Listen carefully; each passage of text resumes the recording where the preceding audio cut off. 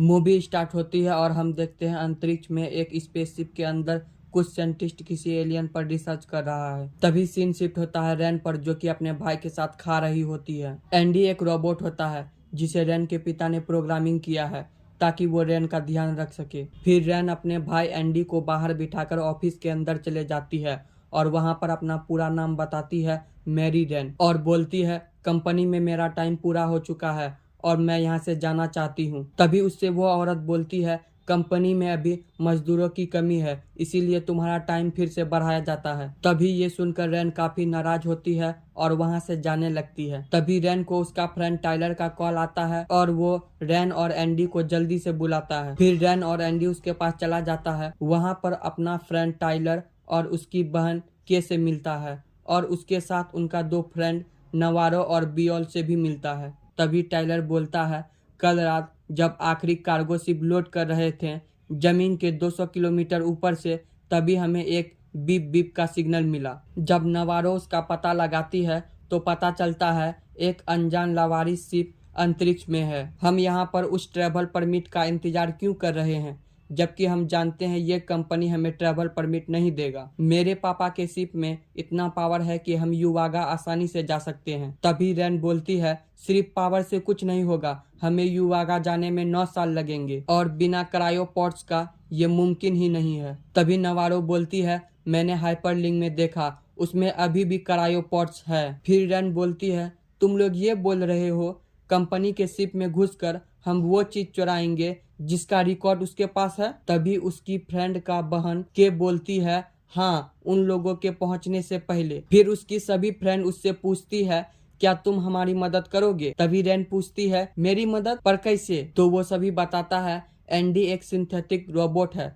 जो कि हमें शिप के अंदर और बाहर जाने में मदद करेगा। रैन को काफी मनाने के बाद रैन मान जाती है और वो सब लावारिस शिप की ओर बढ़ने लगते हैं। तभी वो सभी रैन को बताते हैं जिस शिप में हम पोर्ट्स को लेने जा रहे हैं वो शिप 36 घंटे में एक एस्टेरॉइड से टकरा जाएगा। फिर वो सभी पोर्ट्स लेने के लिए दूसरे शिप में जाते हैं और एंडी दरवाजा खोलता है। जब वो सब शिप के अंदर जाते हैं तो उसे पता चलता है शिप का ग्रेविटी कंट्रोल ऑटो में है ताकि शिप फटे ना। उन लोगों के काफी ढूंढने के बाद आखिरकार वो पॉड उसे मिल ही जाता है, लेकिन जब वो उस पॉड को चेक करते हैं तो उसमें फ्यूल काफी कम होता है जो कि सिर्फ 3 साल तक चलेगा। फिर वो पॉड्स को इजेक्ट कर देते हैं ताकि उसे अपने शिप में लोड कर सके और वो सभी फ्यूल को ढूंढने चले जाते हैं। तभी हमें पता चलता है कि के प्रेग्नेंट है। फिर के रैन से बोलती है ये बात मेरे भाई को मत बताना। फिर एंडी एक दरवाजा खोलता है जहां पर कि काफी ठंड होती है और टाइलर बोलता है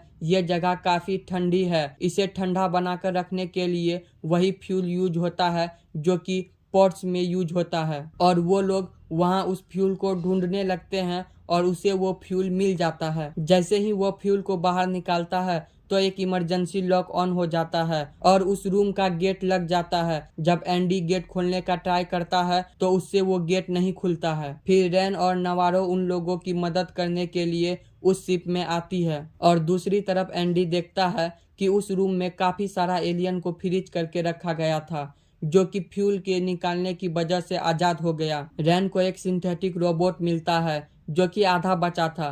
रैन उसका चिप निकालने की कोशिश करती है, तभी वो सिंथेटिक रोबोट ऑन हो जाता है और रैन को पकड़ लेता है। नवारो आती है और उस चिप को जल्दी से निकाल लेती है। फिर रैन उस चिप को टाइलर को देता है और बोलती है एंडी में लगा दो, और टाइलर उस चिप को एंडी में लगा देता है और एंडी रिबूट होने लगता है। तभी वो एलियन बियोल और टाइलर के ऊपर अटैक करने लगता है। जब वो एलियन टाइलर के ऊपर अटैक करता है तो बियोल उसे जाकर बचा लेता है, लेकिन इस बचाव में टाइलर बेहोश हो जाता है। दूसरी तरफ रैन दरवाजा तोड़ने की कोशिश करती है और नवारो काफी डर जाती है। जब एक एलियन टाइलर के ऊपर अटैक करता है तभी एंडी का रिबूट कंप्लीट हो जाता है और एंडी उस एलियन को पकड़कर दूसरी तरफ फेंक देता है और फिर एंडी दरवाजा खोल देता है। गेट लगाने के बाद भी दरवाजा तोड़कर काफी सारा एलियन बाहर आ जाता है और एक एलियन नवारो पर अटैक कर देता है। जब बियोल और टाइलर उसका मदद करने की कोशिश करता है तो रैन देखती है वो एलियन अपने पूंछ से नवारो का गला दबा रहा होता है।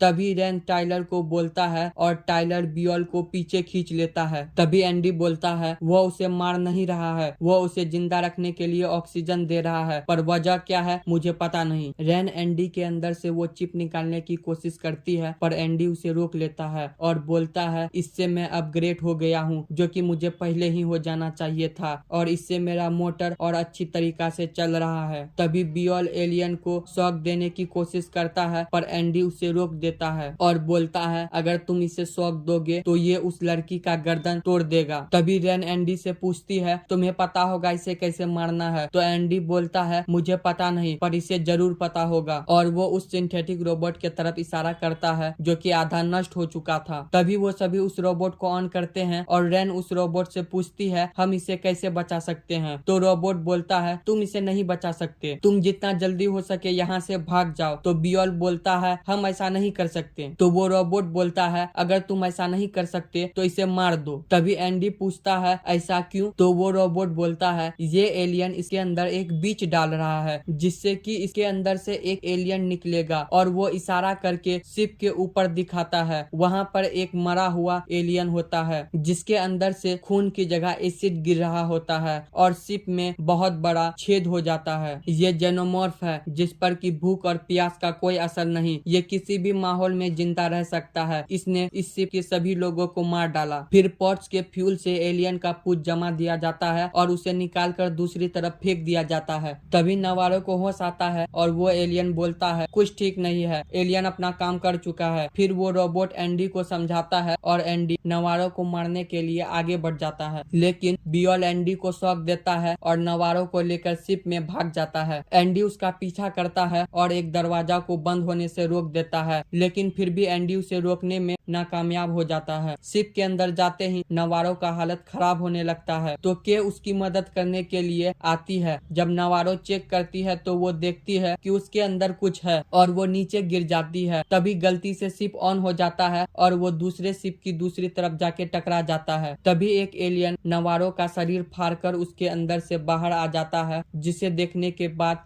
के काफी डर जाती है और बेहोश हो जाती है। फिर हम देखते हैं किस तरह वो एलियन नवारो के अंदर से बाहर आ रहा होता है। तभी हमें पता चलता है धमाकों की वजह से शिप कुछ डिग्री मुड़ गया है, जिसके कारण अब 47 मिनट में उससे एक एस्टेरॉइड टकरा जाएगा। फिर एंडी बोलता है इस एलियन का नाम पेरेस्टोइड है, इसके आंखें नहीं होती है, ये आवाज और टेम्परेचर की वजह से तुम्हारा पीछा करते हैं। फिर रैन बोलती है अगर हम रूम का टेम्परेचर अपने बॉडी के टेम्परेचर से बराबर कर ले और आवाज ना करे तो वो हमारा पता लगा पाएंगे।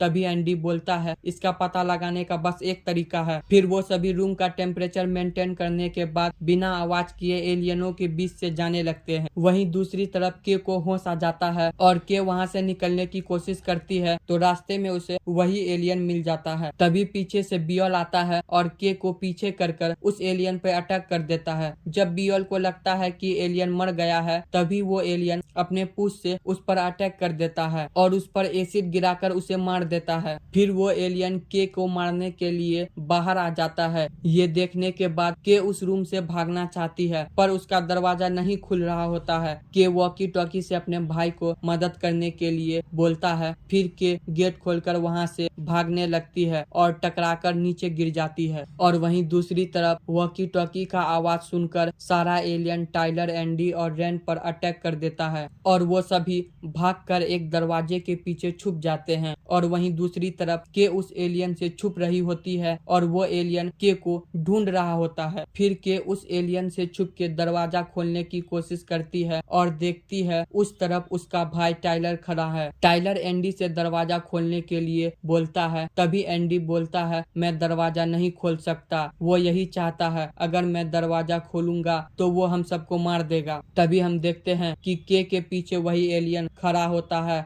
और के को मारकर वो के को लेकर चले जाता है। एंडी बोलता है हमें यहाँ से निकलना होगा इससे पहले कि वो एलियन यहाँ आ जाए। और फिर वो बोलता है मुझे माफ कर देना, अब मेरा एक नया मिशन है, मुझे वो करना है जो इस कंपनी के लिए सही है। मैं वो केमिकल लूंगा, तभी वो रोबोट जाने का दरवाजा खोल देगा और तुम दोनों युवागा चले जाना और मैं वापस कंपनी में लौट जाऊंगा। तभी वो सभी लैब में पहुंच जाते हैं और वहाँ पर उसे एक केमिकल मिलता है जो कि उस एलियन से बनाया गया गया था और उस आधे नष्ट रोबोट के अनुसार ये केमिकल लोगों को और भी ताकत देगा। फिर एंडी रैन और टाइलर को गन देता है और बोलता है कि कोई भी एलियन सामने आए तो उसे मार देना। फिर वो सब गन लेकर आगे बढ़ते हैं और रास्ते में उसे वही एलियन का छत्ता मिल जाता है। ये देखने के बाद वो सभी दूसरे रास्ते की ओर बढ़ने लगते हैं। तभी टाइलर को उसकी बहन के का आवाज आता है और वो सभी के को ढूंढने लगते हैं। तभी उन लोगों को के बेहोश और दीवार में लटकी हुई मिलती है। फिर वो सब के को बचाते हैं और दूसरी तरफ से एलियन का आवाज आने लगता है। फिर वो सब के को लेकर भागने लगते हैं तो रैन और के पर वो एलियन अटैक करने जाता है। तभी टाइलर आगे आ जाता है और वो एलियन का पूंछ टाइलर के शरीर का आर पार हो जाता है। वो टाइलर को